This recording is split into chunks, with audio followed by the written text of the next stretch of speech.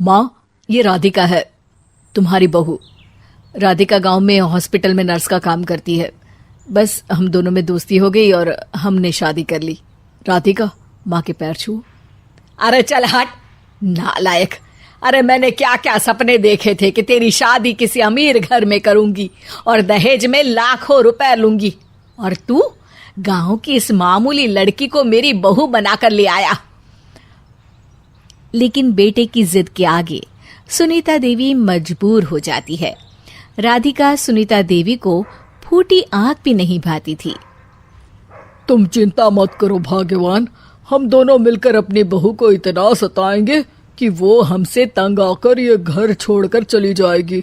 फिर हम अपने बेटे की शादी किसी बड़े सेठ की बेटी से कर देंगे, ठीक है?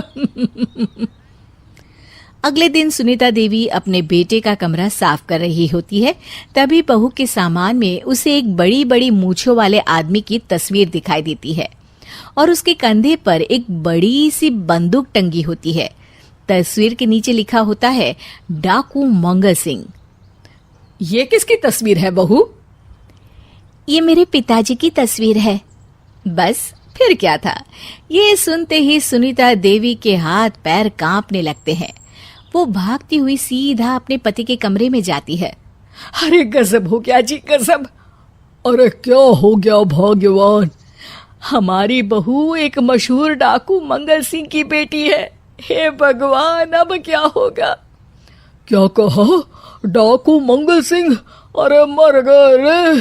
सुना है वो तो बड़ा ही खतरनाक डाकू है, मारता ज्यादा है गिनता कम है।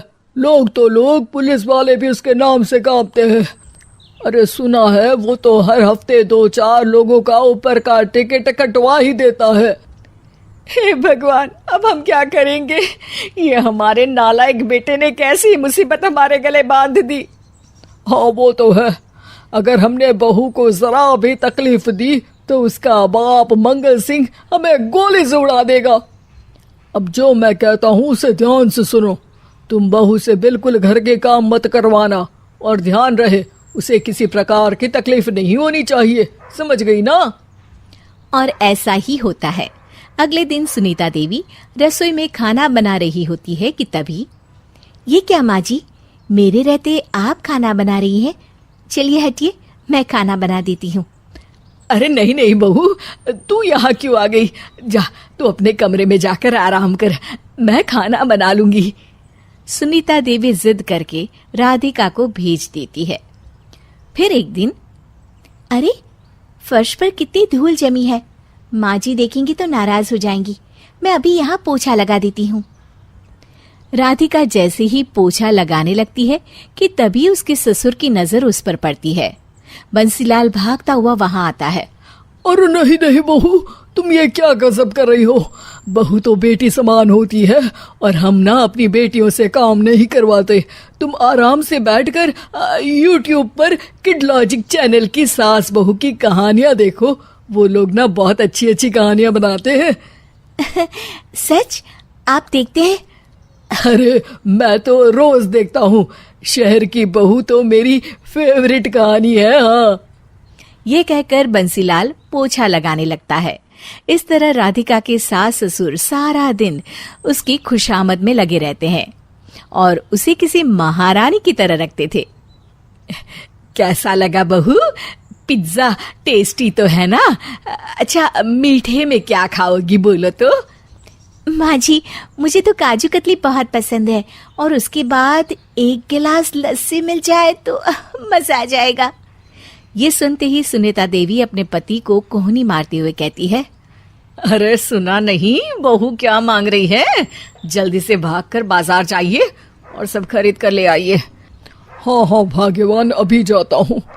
राधिका की तो 5 उंगलियां घी में थी। वो तो अपने ससुराल में मजे कर रही थी। दूसरी तरफ राधिका की सास उसके लिए कभी नई साड़ी खरीद लाती तो कभी उसके लिए नए गहने बनवा देती। फिर एक दिन डाकू मंगल सिंह अपनी बेटी राधिका से मिलने अपने आदमियों के साथ आता है। उन सबको देखते ही राधिका के सास ससुर डर के मारे कांपने लगते हैं। मर गया रे। डाकू मंगल सिंह तो सच में कितना डरावना दिखता है, ऊपर से इतनी बड़ी बंदूक लेकर घूमता है। कैसे हैं समधी जी? क्या हुआ? आप इतना घबरा क्यों रहे हैं? और आपको इतना पसीना क्यों आ रहा है? आपकी तबीयत तो ठीक है ना?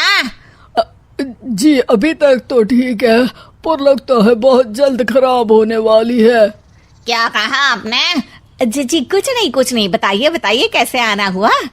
दरअसल आज आपके शहर में हमारी नाटंकी मंडली का प्रोग्राम है, तो इसी बहाने सोचा बेटी का ससुराल भी देखता चलूं।